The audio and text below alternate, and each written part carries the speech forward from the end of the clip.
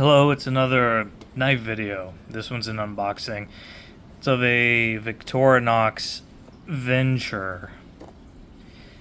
It's a fixed blade. Victorinox has recently ventured, pun intended, into fixed blade stuff. I think this is meant to compete with a Mora knife.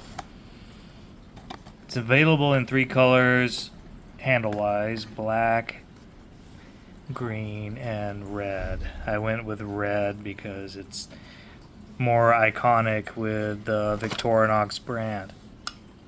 And full disclosure, I am a bit of a Victorinox fanboy. I love their Swiss Army knives. I have a very keen interest in Swiss Army knives, and I carry a lot of them. I have, I don't know, a few dozen Victorinox Swiss Army knives. Also, they make great kitchen cutlery. I fancy myself somewhat of a good cook, and my kitchen knives are a Fibrox set of Victorinox knives, which I have supplemented with a few of their single piece forged, and they are great kitchen knives. If you're a cook, bang for your buck. I mean, Victorinox has always been a little cagey about what kind of steel they use. It's some high carbon stainless. It is made in Switzerland, but it's an amazing steel. They're amazing kitchen knives. And one criticism I've read about this particular knife, which is meant to be a bushcrafting knife, is that it is a glorified kitchen knife. And if that is the case, if it's a glorified Victorinox kitchen knife, I am totally fine with that. So it's their Swiss secret recipe, their mystery meat as far as the steel goes. It's full flat grind, not a Scandinavian grind like the competitors in this category of knife tend to be. Thin profile, full flat grind, that means slicer all day. Now, if you're in the woods trying to pry out chunks of wood that you just batoned into, maybe that's not your jam. But as you know, I carry knives, or fixed blade knives, half for utility and half for the prospect of self-defense.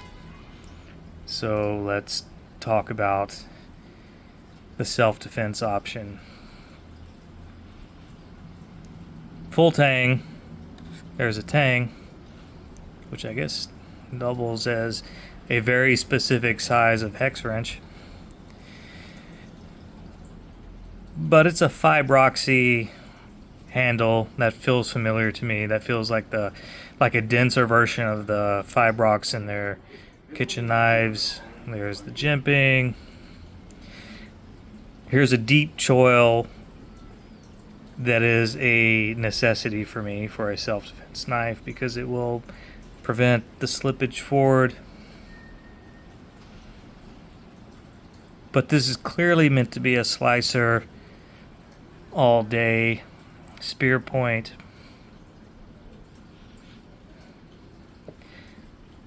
I think it passes the sniff test for an SD knife with flying colors.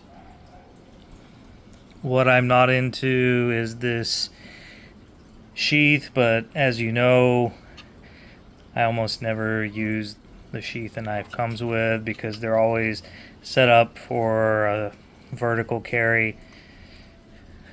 I need a horizontal carry with the pommel facing inboard. That's just what I need for my purposes.